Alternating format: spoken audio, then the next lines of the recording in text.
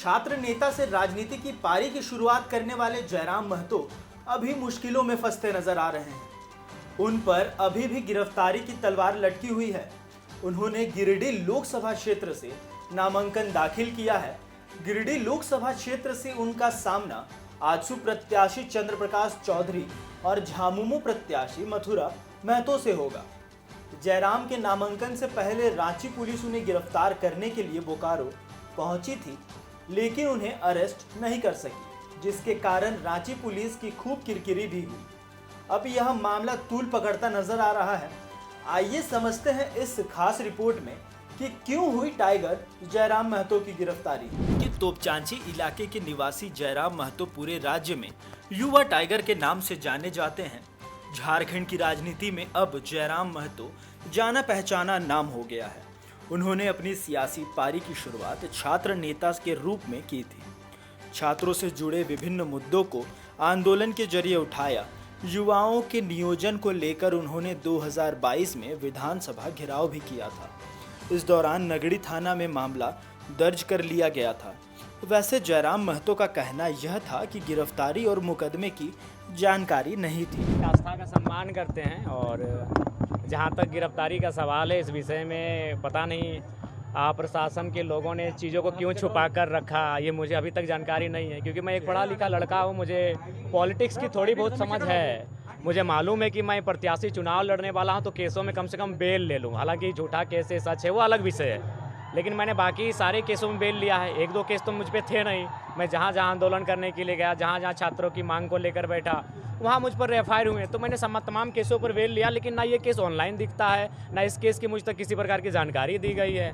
तो ये मेरे हिसाब से कहीं ना कहीं साजिशें हैं और ना ही 41 दिया गया है। ठीक है, हम लोग प्रशासन और कानून का सम्मान करते हैं, कोई दिक्कत नहीं। और ये तो हमें लगता है कि डिटेन करके हमें और मजबूत बनाएंगे। हमें कोई किसकी साजिश लग रही है? ये जाहिर सी बात है, जो पॉलिटिकल हमारे जो ओपोनेंट में चुनाव लड़ेंगे, उनकी जो पार्टियां हैं, जो सरकार में बैठे लोग हैं, उनकी साजिशें हैं। अगर ऐसी बात होती तो मैंने एक 107 का जो मुझ पर चार्ज लगा था, मैंने उसका बेल लिया, अभी 2 दिन बाद तुरंत ले लिया। तो फिर इतना गंभीर आरोप लोग बता रहे हैं तो मैं ज़रूर बेल लेता।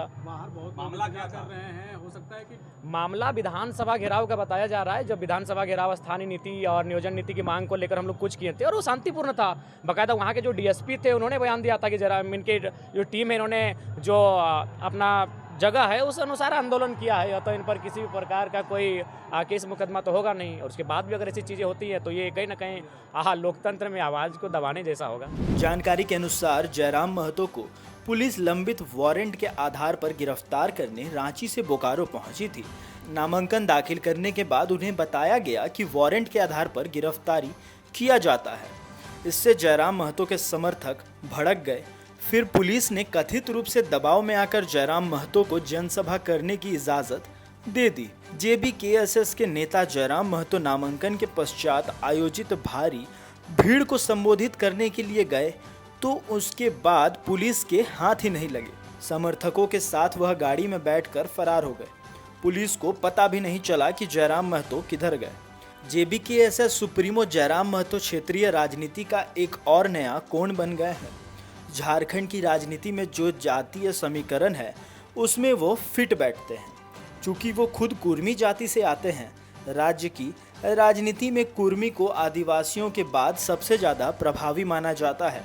उनका मानना है कि राज्य में युवाओं की राजनीति में भागीदारी बहुत जरूरी है। युवाओं को सक्रिय रूप से आना होगा, तभी जाकर राज्य की स्थिति बदल सकती है। जयराम की पार्टी जेबीकेएसएस राज्य में 6 लोकसभा सीटों पर प्रत्याशी को उतारा है, जिसमें खूंटी, रांची, धनबाद, दुमका, गिरिडीह, कोडरमा शामिल है। इस चुनाव में यह नई पार्टी क्या कुछ कर पाएगी, ये तो चुनाव परिणाम के बाद ही पता चलेगा। लेकिन इतना जरूरी है कि इस नए सियासी उभार ने राज्य की स्थापित पार्टियों की टेंशन को जरूर बढ़ा दिया है।